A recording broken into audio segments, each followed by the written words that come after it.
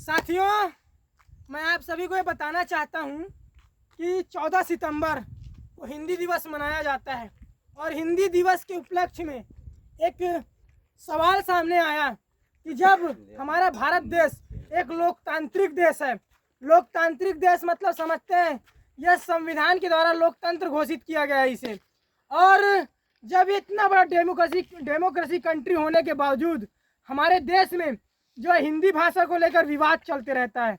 ये सवाल था कि जब इतने बड़े देश में इतनी बड़ी आबादी हिंदी भाषा बोलती है तो कुछ गिने चुने राज्य जैसे कि दक्षिणी भारत, जैसे कि तमिलनाडु हो गया, ये सब हिंदी का विरोध क्यों करते हैं, सवाल ये उठता है।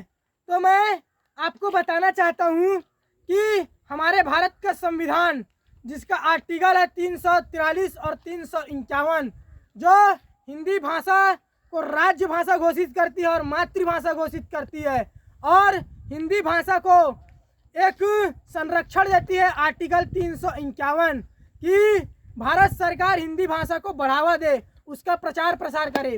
तो जब संविधान में ये अनुच्छेद है और सरकार इस पर जोर भी दे रही है तो हिंदी भाषा का विरोध क्यों?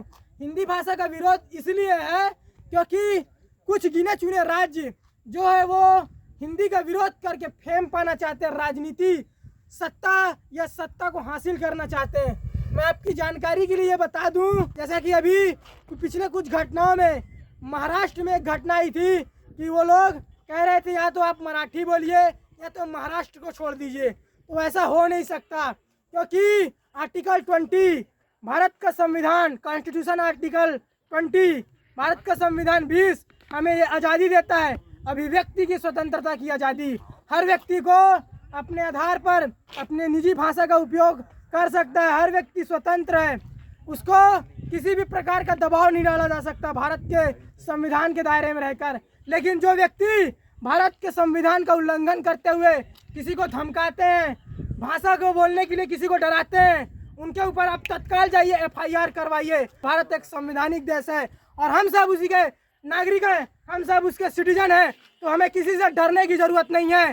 दोस्तों, मैं आप सभी को बता देना चाहता हूं कि मैं छत्तीसगढ़ का निवासी हूं। मैं स्वयं छत्तीसगढ़ी भाषा बोलता हूं। अपने निजी साथियों के साथ या निजी दोस्तों के साथ आपसी विवाद में छत्तीसगढ़ी में करता हूं, लेकिन मैं हिंदी भाषा को अपनी मातृभाषा मानता हूं और हिंदी भाषा ही इस भारत देश की मातृभाषा है और हमारी राज्य भाषा है, जिसे 14 सितंबर 1949 को संविधान सभा ने हिंदी भाषा को मातृभाषा और राज्य भाषा के रूप में स्वीकार किया था। हम सभी अलग अलग प्रांतों, अलग अलग राज्यों से आते हैं। हम लोग छत्तीसगढ़ी हैं, हम लोग मध्य प्रदेश से भी आते हैं, हम लोग गुजरात से भी आते हैं, हम लोग बिहार से भी आते हैं, हम लोग उत्तर प्रदेश से भी आते हैं। क्या हम लोग ये कह सकते हैं कि हम गुजराती हैं तो हम गुजरात से हैं तो हम गुजराती बोलेंगे, या हम बिहार से तो हम भोजपुरी बोलेंगे, या फिर कर्नाटक के लोग कन्नड़ बोलेंगे, या फिर तमिलनाडु के लोग तमिल भाषा का प्रयोग करेंगे? ऐसा कुछ नहीं है। हम हो सकता है विभिन्न धर्मों से हों, हम विभिन्न प्रकार के जातियों से हों, हम लोग अलग अलग प्रकार के जातियों से, धर्मों से आते हैं, लेकिन याद रखना हम सब अंततः भारतीय हैं।